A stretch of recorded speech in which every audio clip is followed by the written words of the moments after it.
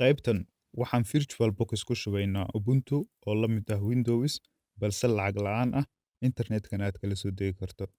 si aan ula soo degno kici chrome ama browser kale qaybta kore ku qor ubuntu.com kadibna riix enter waa kan website-ka rasmiga ah ee ubuntu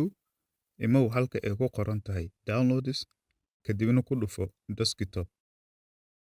dhinaca midig riix download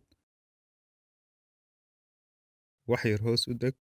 halkan taageero lacageed ayayna weydiisanayaan balse waxaan ku dhufanaynaa not now waxaa bilaabanaya dejiska sug intuu ka dhammaanayo markuu dhammaado kan iska xir kadibna waxaan tegaynaa downloads folder ee kombiyuutarka waa kan cajalkan la soo degnay virtualbox waxaan u baahannahay in aan samayno mashiin cusub si aan u samayno ku dhufo halkan ay ku qoran tahay new kadibna magac u bixi waxaan ku qorayaa ubuntu 16.4 oo ah version lambarka uu hadda wato next dheh halkan waxaan dooranaynaa cabirka raamka ama memoriga aan siinayno mashiinkan cusub ogow intaad siiso mashiinkan waxay ka go'an tahay tirada guud ee raamka kuugu jira kombiyuutarkaaga tusaale kombiyuutarkayga raamkiisu waa 8 GB haddii aan mashiinkan siiyo 2 GB oo u dhiganta 2048 megabytes waxaa ii haraysa 6 GB wayna iga badan tahay waxna culays ma noqonayaan markaad siiso intaad rabto next dheh halkan waxaan leenahay create meeshan waxba ha ka bedelin next dheh mar kale waxaan leenahay next halkan waxaan ku dari karnaa ama ka yareyn karnaa cabirka hard diskiga maadaama aan dynamic soo dooranay sidiisaan u daynaynaa ugu dambeyn waxaan leenahay create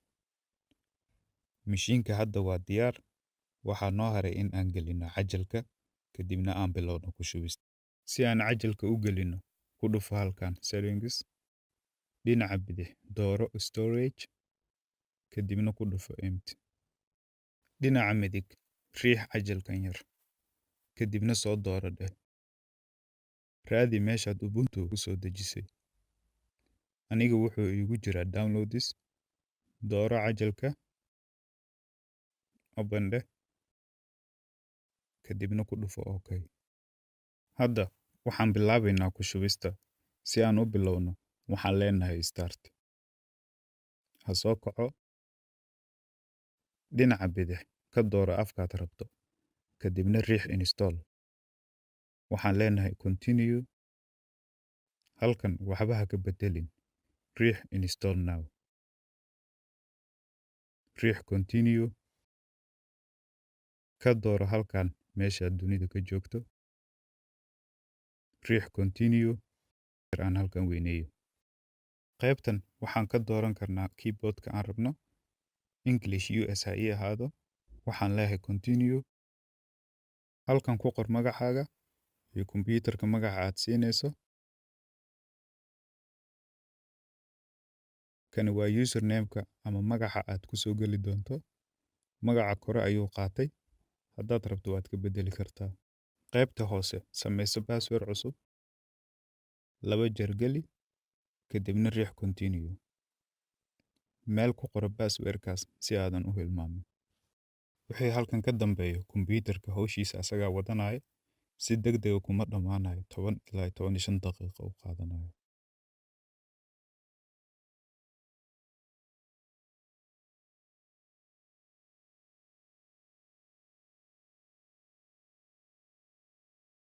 markuu dhammaystiro ku shubista ku dhufo restart